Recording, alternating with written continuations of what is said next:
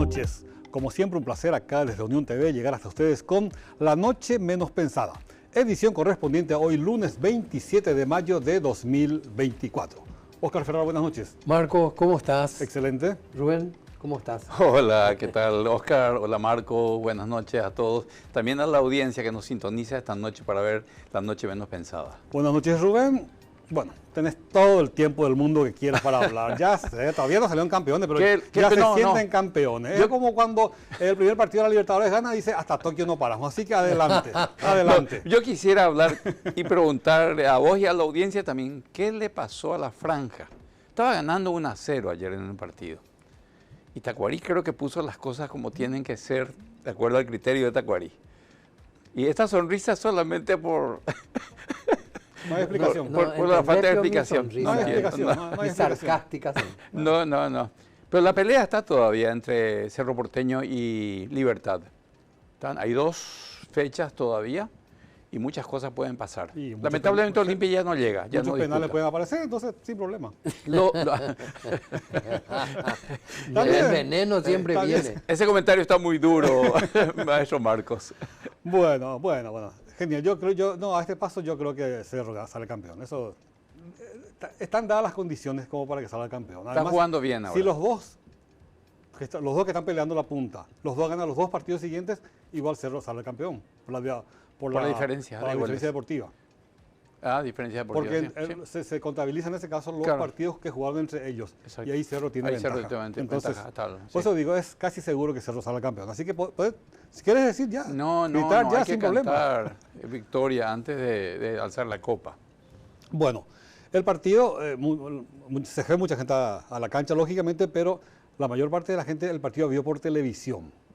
Y hablando de televisión, un viejísimo chiste decía que cuando una familia era muy numerosa, decían, en tu casa no había televisión, decían, ¿verdad? Es cierto. Sí, es un dicho, ¿eh? Un dicho viejísimo, sí. Es verdad.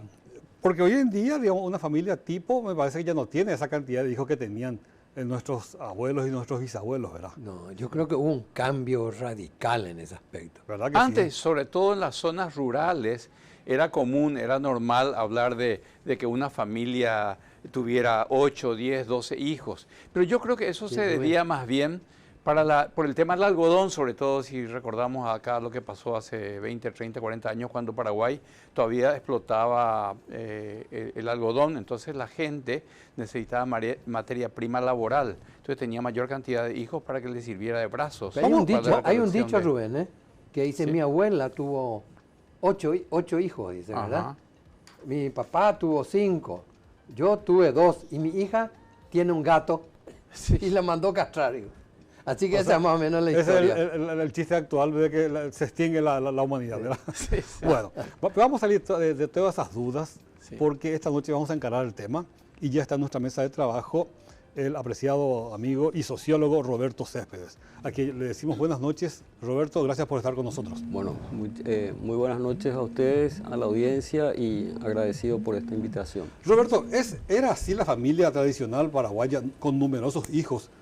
Digamos, nuestras generaciones anteriores, y por qué se ha ido dando esa disminución de hijos por matrimonio, para hablar un poco de la familia tipo en Paraguay. Bueno, si es que uno toma familias urbanas y rurales, digamos, y toma eso en términos históricos, lo primero que vamos a ver es que, sobre todo en los últimos 30 años se redujo, digamos, la cantidad de personas por hogar, lo cual significa que es yo le llamaría una revolución silenciosa, digamos, opaca, la disminución de miembros del hogar. O sea que las mujeres cada vez tienen menos hijos. También siempre se ha dado el hecho de que la familia rural es más numerosa que la urbana. Pero una cuestión que se da en los últimos 30 años definitivamente es que cada vez más la familia rural está siguiendo las pautas urbanas. ¿A qué se debe eso? Bueno, creo yo que fundamentalmente se debe a cambios en la condición de la mujer. Y creo que hay 3 factores que son claves y que están concatenados, ¿verdad? Uno primero es la escolarización de las mujeres, otro segundo es su integración al mercado de trabajo y el tercero es el uso de anticonceptivos. Entonces, en la medida que la mujer tiene, digamos, una autonomía, en cierto sentido, intelectual mayor, ¿verdad? Después tiene ingresos propios y después tiene el control de su cuerpo, en parte con el uso de anticonceptivos. Entonces, eso ha cambiado, pero no es solamente una cuestión de la mujer.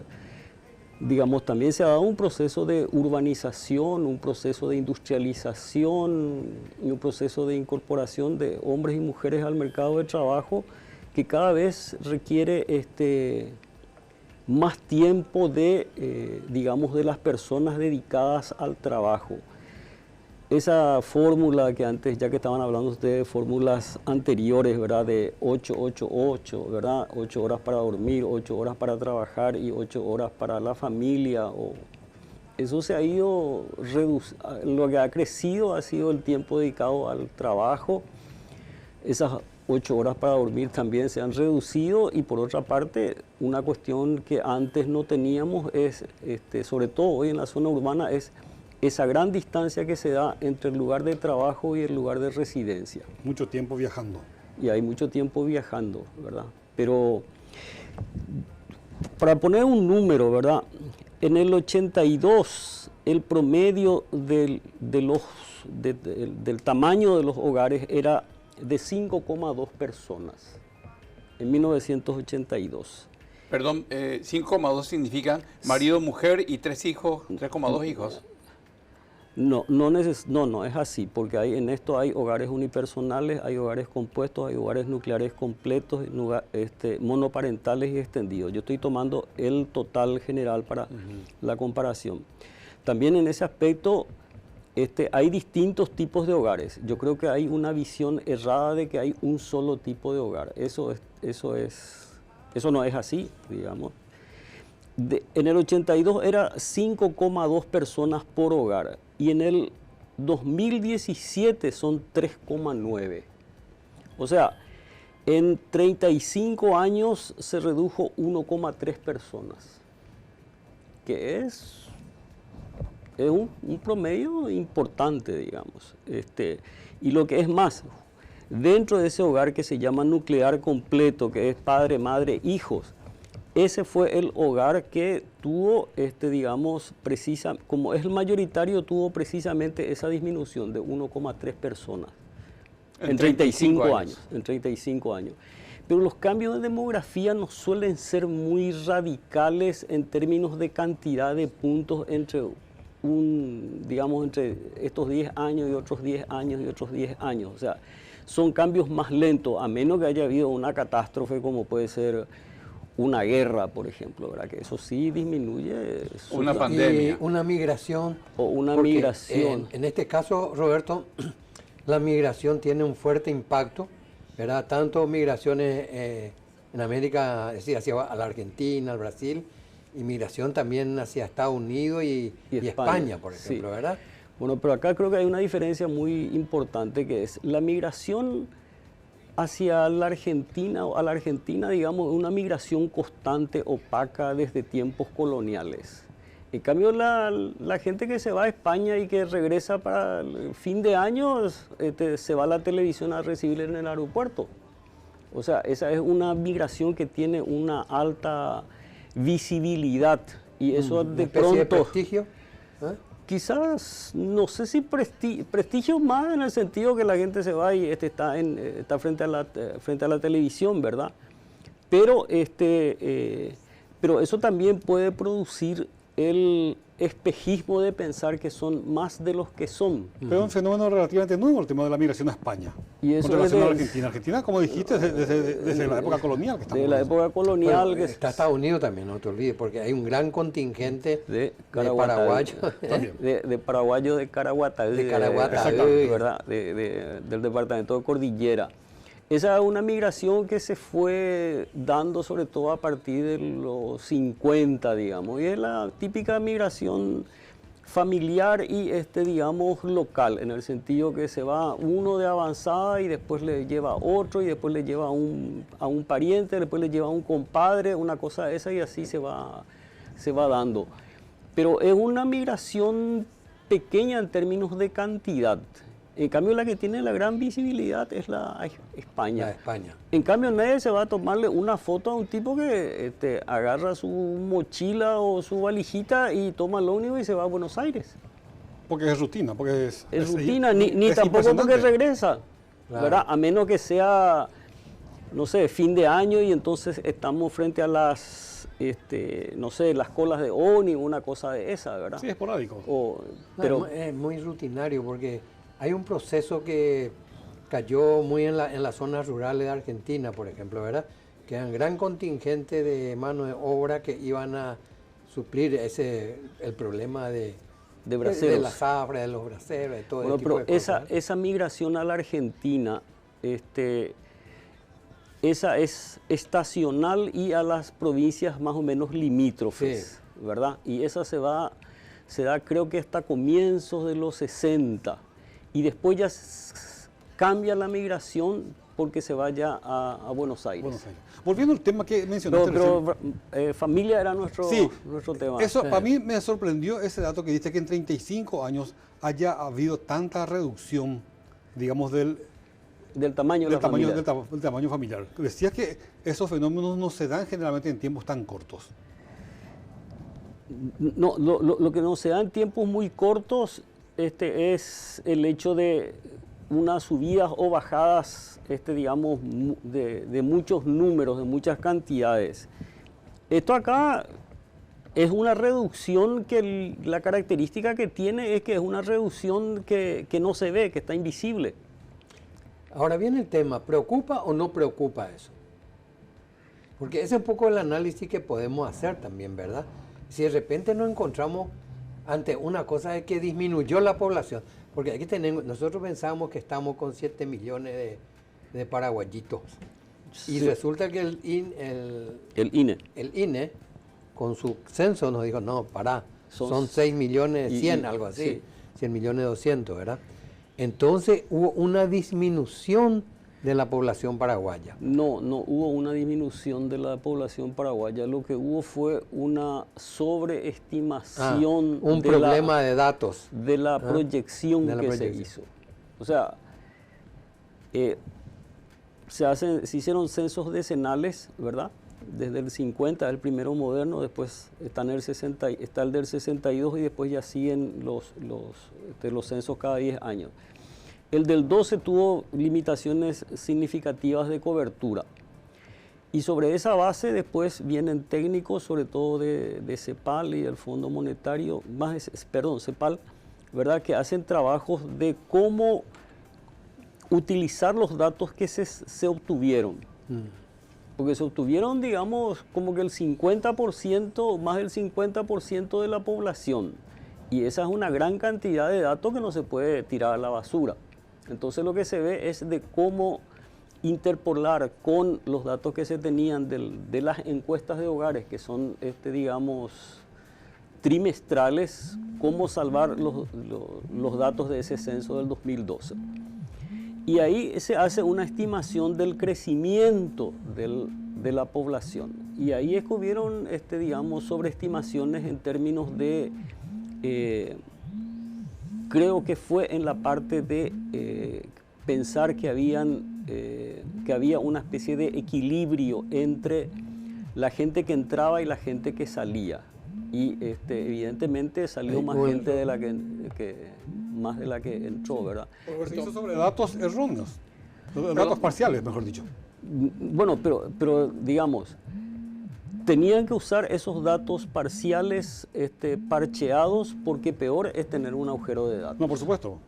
Entonces, o sea, si vos la entrevistaste a la mitad de la población, no puedes decir, no, yo no voy a usar esto porque la entrevisté a la mitad de la población. Vos tenés una gran cantidad de datos que tenés que utilizar. Roberto, una consulta. Sí. Creía entender que ese decrecimiento poblacional de 1.3 de la composición de cada hogar acá en Paraguay en 35 años tenés el dato del año 2017, pero la pregunta es, tengo entendido que los datos oficiales son aquellos provistos por el Instituto Nacional de Estadística, y el 2017 no corresponde a un año de... No es descenso. No es descenso, pero el actual INE, digamos, hace encuestas permanentes de hogares cada 3 meses, ¿verdad? ¿Y la fuente es esa? La fuente es esa. Y eso tiene a nivel nacional, menos los departamentos de Alto Paraguay y de Boquerón, tiene esa encuesta trimestral, bueno, eso es de los últimos 5 años, tiene desde el año 1997. Entonces, ahí ya hay un capital acumulado de conocimiento y de posibilidad de un seguimiento de los fenómenos. Pues la encuesta lo que básicamente investiga es empleo e ingresos. Esas son las dos cuestiones centrales. También puede tener algún módulo extra sobre, digamos, tecnología de información y comunicación, o a lo mejor migración, a pesar que hay preguntas sobre migración ahí. Pero su centro es empleo e ingresos. Por eso es que cada año se saca ese indicador de pobreza, ¿verdad? Y también se saca la cuestión de con pobreza viene la cuestión de ingresos, ¿verdad? Y también eso se tiene en forma trimestral ese informativo sobre empleo, subempleo, empleo precario, ese tipo de cosas. Ahondando un poco en la pregunta, Roberto, ¿tiene credibilidad, o al menos el último censo que hizo el INE, que estuvo en discusión en su momento, es creíble ese informe, esos datos provistos? Yo personalmente creo que sí, ¿verdad? Digamos, el INE creo que ha sido una de las pocas instituciones que en el transcurso del tiempo ha tenido, ha proveído datos que son confiables, datos que son consistentes. Esto es consistente en el sentido que hay una lógica entre el conjunto de datos y también datos oportunos, porque esa es una cuestión muy importante en el sentido de que los datos que sacamos hoy de la encuesta de hogares, que es sobre empleo e ingresos, tenemos que tenerlo dentro de un tiempo cercano, porque que nos den mucho tiempo después como que nos sirve de poco en términos de la capacidad de reacción. Y sí es importante que hoy el INE tiene una encuesta nacional, digamos, trimestral, ¿verdad? Detrás de cámara el director nos dice que también él está con la máquina de calcular y me dice hay que hacer un corte. Correcto, señor. Enseguida regresamos acá desde Unión TV con La Noche Menos Pensada.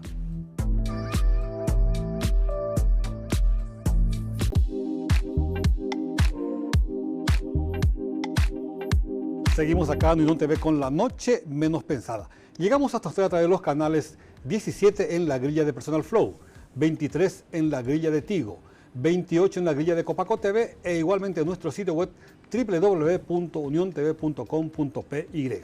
Esta noche estamos hablando sobre tipo de familia en Paraguay, estadísticas.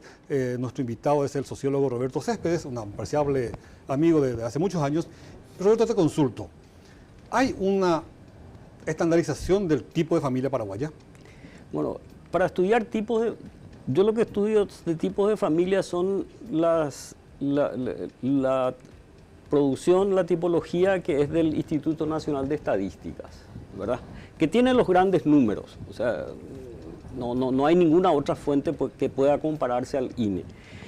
Y las familias se estudian dentro de las viviendas. Dentro de las viviendas están los hogares y hay unos hogares que son considerados hogares familiares. Esos son 3. Está el hogar nuclear completo que está en la lámina 1 de... Sí, vamos a colocar la lámina 1, por favor. Sí.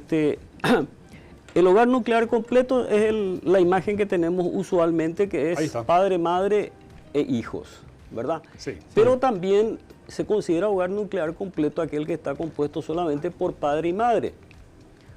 que puede ser en nuestro país puede ser porque todavía no tuvieron hijos o puede ser porque ya se fueron todos. Ese también es un hogar nuclear, claro, ¿verdad? El segundo es el hogar monoparental, que es el hogar en el cual está el padre o la madre y por lo menos un hijo o hija o hijos, ¿verdad? El hogar monoparental es básicamente un hogar con jefatura femenina, porque el 85% de los hogares monoparentales tienen jefatura femenina. Por eso es hogar de madre soltera, que es una expresión que no es correcta, o sea, es incompleta, no es que sea incorrecta. En el sentido que puede ser una señora que no es que sea madre soltera, sino puede ser madre divorciada y puede ser madre, ¿cómo es que se llama? Viuda. Claro. ¿Verdad? Pero ¿cómo se interpreta este cuadro que se está exponiendo ahora, Roberto? No, yo puse el cuadro 1, dije. Lo Este es el pasaron 3. al cuadro tercero. Y sí. Y volvemos al 1, sí. Vamos a dejar el 1, por favor, director. Ya. Estamos en la segunda lámina. Monoparental, columna. sí,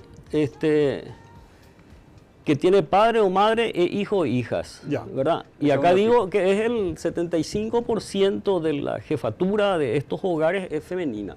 85%. 85%. ¿De todos los hogares? No. De todos los hogares monoparentales. Ah, De todos los hogares monoparentales. Ajá. Y después está el hogar extendido, que tiene padre y madre, o tiene solamente padre o madre, y después tiene los hijos. O sea, el hogar extendido es igual al nuclear completo o al monoparental, con la diferencia de que tiene un pariente. Ajá.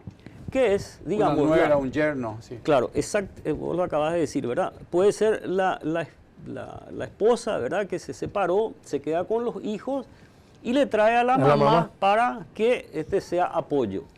O puede ser que sea el hogar, digamos, tradicional en el cual el hijo le trae a su nueva esposa o la hija le trae a su nuevo esposo, ¿verdad? Al esposo, ¿verdad? Entonces tiene yerno, yerna, o si no existe es la abuela, ¿verdad? La abuela que cría a los hijos mientras la mujer sale a ganarse el pan. ¿Qué porcentaje de los hogares de Paraguay hoy día constituyen los hogares extendidos? 31%. Es alto de todas maneras. Y decimos una cosa, pero partamos por una base, Roberto. El nuclear extendido es jefatura femenina. Es 31%. Es 31%. El monoparental es 11% y el hogar nuclear completo, ¿verdad? Pensemos, en la primera columna es 46%, en la segunda columna es el 11% y en la tercera columna es 31%. Roberto, sí, un poco para tener una idea clara, ¿verdad? ¿Qué cantidad de hogares tenemos? Primero tenemos una población de 6.200.000, más o menos así. Sí. 6.100.000, ponerle, no me acuerdo muy bien. Pero de esa cantidad de 6 millones, ¿qué cantidad de hogares tenemos? Porque al saber la cantidad de hogares, después vamos a ir a dividirlo otra vez. Para saber la composición. Para saber la composición. Y ahora estará por 1.400.000. De hogares. Sí. 1.400.000. Sí. Ahí entonces entramos en... Yo no tengo una cifra exacta. Claro, última, no importa, pero ¿verdad? una estimación. Pero lo más aproximado es 1.400.000. Y digamos, podría ser más, porque el problema que tenemos hoy, yo estoy trabajando con cifras del 2017, es que los números absolutos están basados en esa estimación que sobreestimó la cantidad de personas. Entonces a lo mejor también sobreestimó la cantidad de hogares. 2017 acá en términos estrictos dice casi 1.800.000 hogares. Pero ahora con esta disminución que hubo, entonces digamos, ahí hay que tener otro dato. ¿Cuándo vamos a tener los últimos datos del censo? Bueno, y eso es una cuestión que tiene que contestar estadística. Pero ellos estiman más o menos para julio de este año, dijeron, sí. Claro, realmente lo que van a hacer es tener los datos básicos, ¿verdad?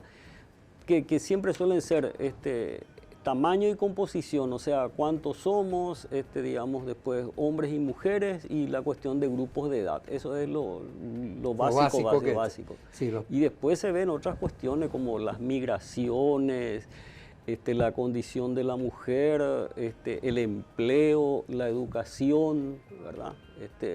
Pensemos en la cuestión de educación, por ejemplo, que es básico para pensar en el empleo de la gente, para pensar, no sé, en inversiones, en millones de cosas. Decime una cosa, Roberto, como estamos hablando de familia, ¿cuál es tu visión de una familia moderna en Paraguay? Es decir, no moderna, cambio a una familia actual en Paraguay. Y bueno, lo que se tiene de nuevo hoy en Paraguay son muchas cosas, ¿verdad? Una primera es que el modelo urbano se está imponiendo cada vez más. Antes nosotros pensábamos que el campo se imponía a la ciudad en términos de sus hábitos, su cultura, ¿verdad? Ahora vemos que es la ciudad que cada vez se impone más al área rural, ¿verdad? La otra cuestión es la reducción del tamaño de hogar y las mujeres que se incorporan al mercado de trabajo, que cada vez son más. Y no es que como era antes de que la mujer se incorporaba hasta tanto no tenga familia y cuando tenía familia se retiraba del mercado de trabajo. Ahora quienes entran al mercado de trabajo entran hasta el final. ¿Cuáles son los cambios en la condición de la mujer en los hogares de Paraguay, Roberto? Y los cambios que tendríamos que hablar serían, por lo menos desde mi visión, ¿verdad? Lo primero es la cuestión de la escolaridad. Hoy prácticamente el promedio de años de escolaridad aprobado de hombres y mujeres es igual o las mujeres tienen una ligera ventaja. O sea, no es que las mujeres tienen menos años de escolaridad, no, tienen igual o más, ¿verdad? Y esa es una tendencia que va creciendo y es una tendencia mundial. ¿Cuál es el grado de escolaridad de las mujeres hoy día en promedio? ¿Culmina el ciclo primario? No, justamente el promedio general es casi 9 años de escolaridad. Ajá. Casi, o sea, no llega a terminar la enseñanza escolar básica.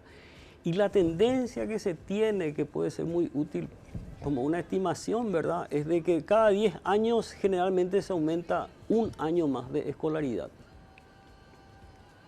O sea, si hoy estamos a 8,9, hace 10 años teníamos 7,9 y hace 20 años teníamos 6,9, ¿verdad? O sea, cada 10 años como que se aumenta uno. Es buen crecimiento, ¿eh? Sí. Positivo al menos. Es positivo, ¿verdad? El problema es que si el nombre te dice enseñanza escolar básica, quiere decir que ese es el piso y que no llegamos al piso. Sí, claro. ¿Verdad? Ahí está el drama. La otra cuestión es el primer factor entonces es escolaridad. Escolaridad, mujer. sí. La otra cuestión está en la fuerza de trabajo y la fuerza de trabajo femenina ha crecido sustantivamente, ¿verdad? En el 82 era 20%, en el 2017 es 83%.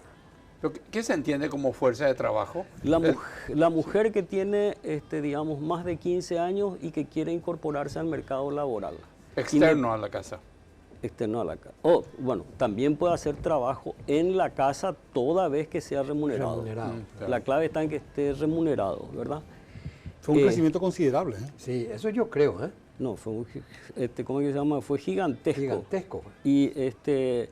Y a nivel masculino era 51% y hoy es 75% en el 2017. ¿Y ese crecimiento a qué se debió? Sustancial crecimiento. ¿Cuál es el de la mujer? El de la mujer. Y se dio a que estaba, digamos, el sistema económico requería de mayores ingresos en toda la familia y de alguna u otra forma se fue aceptando el hecho de que la mujer salga de la casa para, digamos, a trabajar.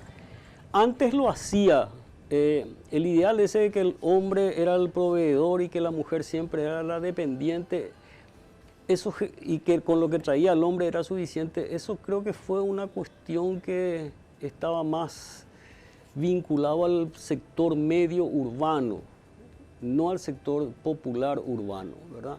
Porque la mujer del sector popular urbano siempre hacía alguna changa para completar los pesos que se necesitaban, ¿verdad? Vendía empanadas, salía a vender alguna otra cosa. Vos viste, perdóname que te... Y la última cuestión es el uso de anticonceptivos. Que sí, eso fue una revolución. Eso viene de los años 60 ya más o menos. Sí, en los 60 se da el invento. El invento del anticonceptivo, que es el que plantea en términos científicos sí. la separación entre sexualidad y reproducción. Sí. ¿Verdad? Y según la última encuesta que se tiene disponible, que es del año 2016, que la hizo el INE con UNICEF, hay un 68% de mujeres en edad fértil que usan anticonceptivos. 68. Sí, 68, que está más cerca de los 70, ¿verdad?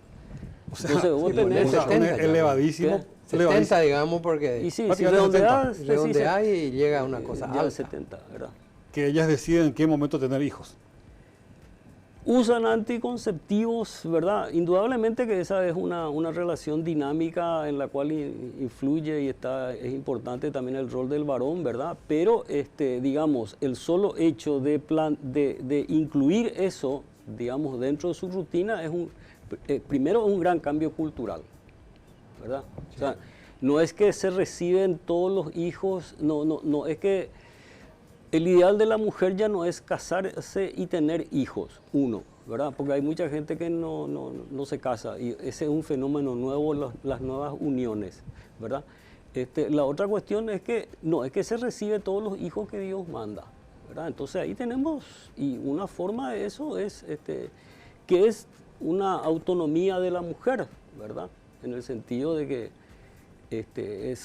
por una parte es su cuerpo y por otra es ante cualquier crisis, quien se queda con los hijos, como vemos en los hogares monoparentales, el 85% de esos hogares están jefatura femenina. Sí. Roberto, me asombra realmente el altísimo índice de mujeres que utilizan un sistema de anticoncepción, casi el 70%. Ahora, además yo presumo que además del uso de pastillas, de parches y cosas similares, o té de cobre, etcétera, se incluye dentro de este cuidado de anticoncepción la obligación para el hombre de que use preservativos, ¿o eso se excluye?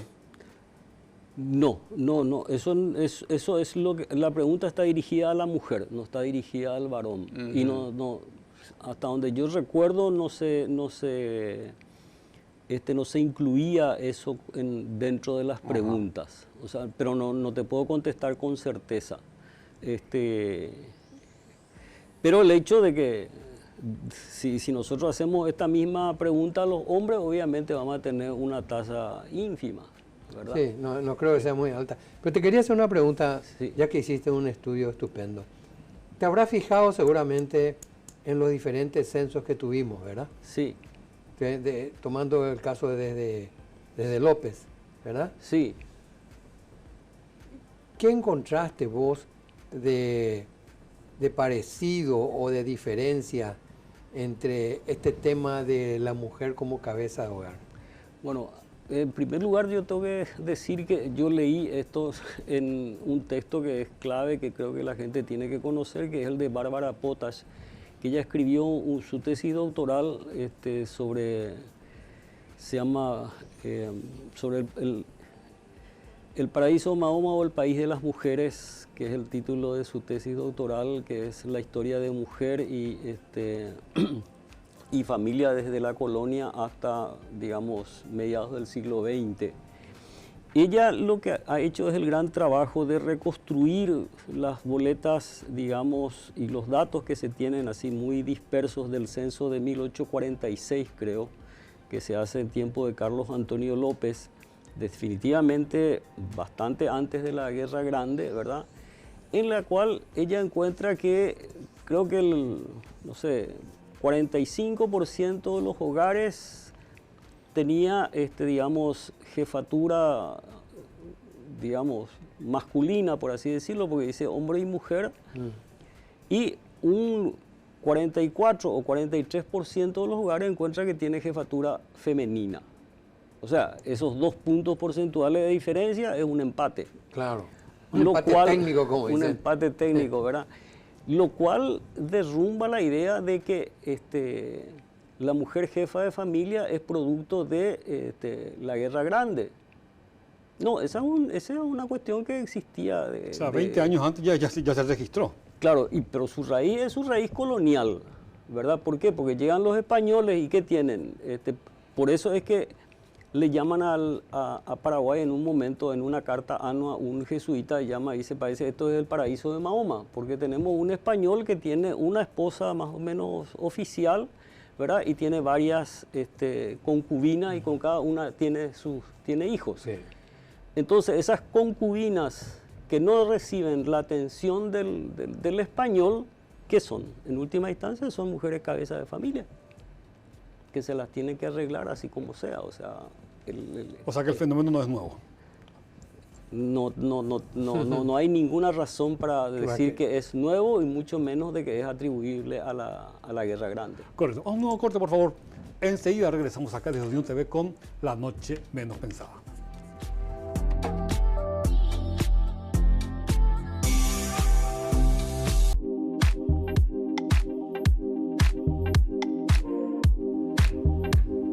Seguimos acá en Unión TV con La Noche Menos Pensada. Nuestro invitado esta noche es el sociólogo Roberto Céspedes. Estamos hablando de composición familiar y estadísticas en Paraguay.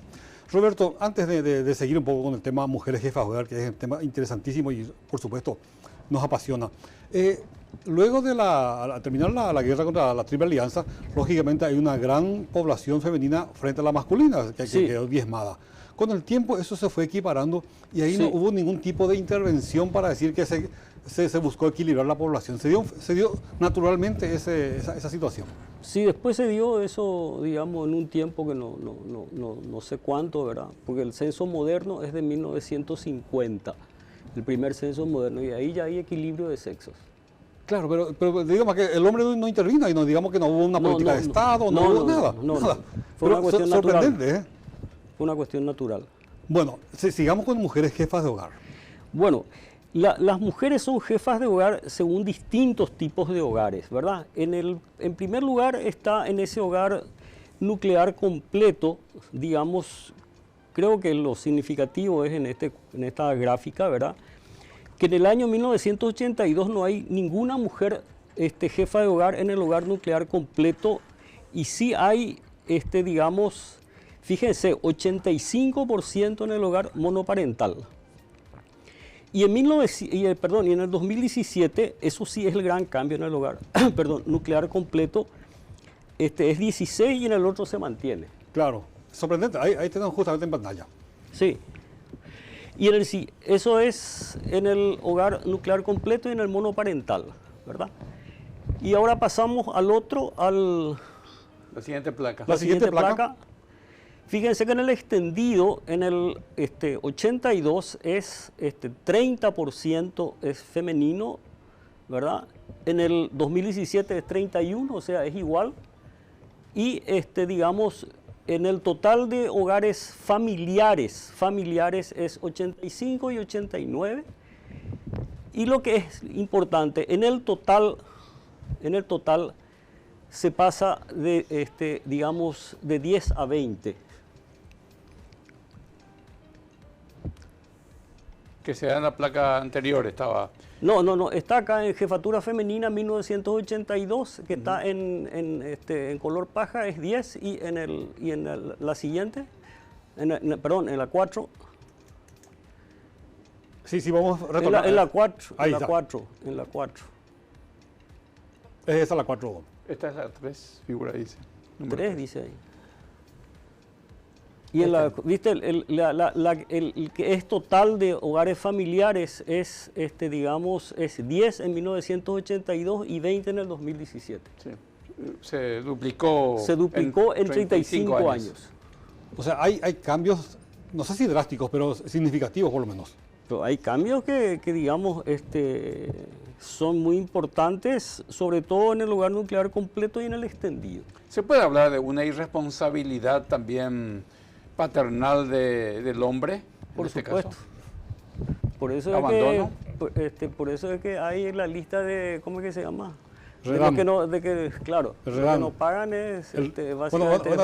Eso ya la ley ya tiene que intervenir, pero de que el fenómeno no es nuevo. No. Ahora existe el REDAM, el registro de morosos de la ¿cómo es que prestación se llama? alimentaria.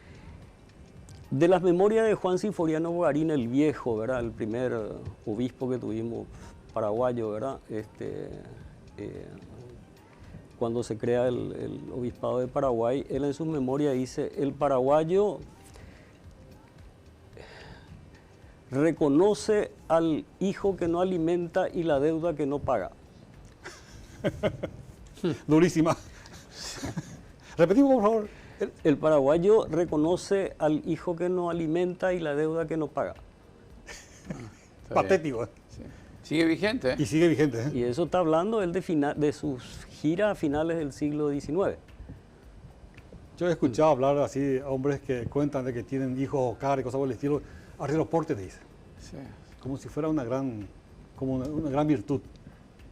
Y tuvimos incluso un candidato a presidente de la República de formación militar que inculcaba incluso a la gente y se vanagloriaba de sus dotes masculinas de hombre, Sí, que recuerdo. tenía que tener mucha cantidad de hijos. Sí. Es una cultura Sí. nefasta. Y bueno, pero por eso te digo, los cambios culturales pues son muy lentos, son quizás los más lentos que hay, y estos cambios que se han dado en la condición de la mujer y estos cambios como la reducción del número de hijos, ¿verdad? Y una cuestión que es evidente, ¿verdad? En términos de las aspiraciones de las mujeres, ya no es casarse y tener hijos y tampoco tener los hijos, digamos, que quieran. Roberto, si sigue esta proyección decreciente, ¿no sería preocupante de aquí a algunos años de que no vamos a tener ese bono demográfico que tanto nos jactábamos acá en Paraguay? El bono demográfico se está perdiendo porque el bono demográfico significa en términos, digamos, más o menos simples de que tenemos nosotros poca gente que es infante y poca gente adulta mayor, ¿verdad? Pero a medida que pasa el tiempo, van creciendo estos grupos que tienen que estar sustentados por la población. La fuerza laboral. La fuerza laboral que es de 15 a 64, ¿verdad? Y está pasando el tiempo y no tenemos alguna educación bastante deficiente en muchas cosas y no tenemos buena calidad del empleo.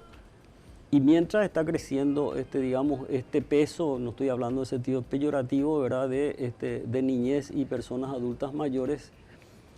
Y hay un chiste muy grueso y triste que dice, antes éramos pobres, pero digamos, todavía no, éramos muchos los que teníamos, éramos jóvenes.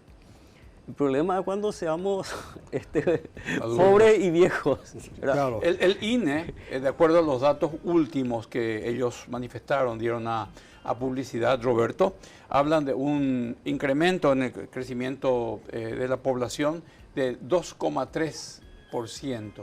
Y eso es bajo, muy bajo. Vamos a llegar, si seguimos con esto, a lo que es Alemania, que tiene un crecimiento negativo de población mucho más adulta. 2,3 de crecimiento poblacional. No es bajo. Eso es, habría que ver con qué parámetros, ¿verdad? Crecimiento es bueno, es crecimiento, ¿verdad? Sí. Lo que se suele utilizar siempre como elemento clave es cuántos hijos tiene una pareja, ¿verdad? Y tiene que ser arriba de 2 hijos. Claro. Si no, para la reposición, Sí. Claro. ¿verdad? El problema es cuando no se alcanza esos 2 hijos, ¿verdad? Y ahí sí, y por eso que estos países, digamos, en su industrialización digamos, permitieron una inmigración. El caso de Alemania, por ejemplo, Sí, qué sé yo, claro. con los turcos, ¿verdad? Sí. Y Italia hace también sus propuestas de inmigración con los descendientes italianos, ¿verdad? Y varios países como España, ¿verdad? Que tienen una serie de reconocimientos hasta, digamos, por los lazos históricos, o sea, todas estas grandes sociedades desarrolladas están viendo recuperar su población que alguna vez salió de ahí, ¿verdad? Roberto, me gustaría hacerte dos preguntas. Por un lado, ¿cuál sería la composición ideal de un hogar paraguayo? Y en segundo lugar, ¿cuál es la relación que tenemos hoy de la actualidad de Paraguay con respecto a un vecino nuestro, como el caso de Bolivia y Argentina, por ejemplo? Bueno, yo estoy en contra de hablar de un modelo ideal. Digamos, yo creo que las sociedades definen, digamos, los modelos que se van desarrollando, ¿verdad? O sea, considero tan legítimo el hogar nuclear como el hogar, digamos, monoparental, porque, no sé, ese hogar monoparental a lo mejor no es una expresión de autonomía de una mujer que no quiere seguir siendo golpeada, ¿verdad? Y considero que es legítimo de que ella haga su rancho propio, por así decirlo, ¿verdad? Del hogar extendido, en muchos casos se da en nuestro país por razones de plata. O sea, no es que el hogar extendido, la mujer que le trae a la mamá, o sea, a la abuela de los niños, es para, digamos, para una cuestión económica. Y el hogar esa en el cual se incorpora el yerno o la nuera también es por una cuestión económica, ¿verdad? Y esa es la diferencia con otros países que nosotros tenemos de América Latina, que nosotros tenemos el porcentaje de hogares extendidos, que para nosotros es 31%, digamos, es muy elevado en relación a otros países. Por ejemplo, en América Latina, en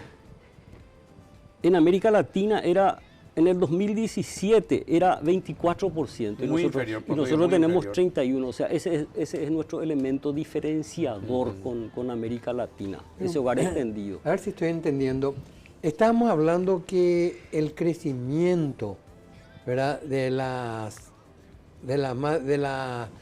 amas de casa, por decirlo así, había sido de 10.000 a 20.000 en 35 años. No, de 10% a 20%. Perdón, de 10% a 20%. De jefas de hogar. De jefas de hogar. Sí. Ese es un crecimiento, pero ese puede ser un crecimiento también problemático, ¿verdad? Porque es un problema económico porque es una sola persona la que tiene que recaer en todo, ¿no?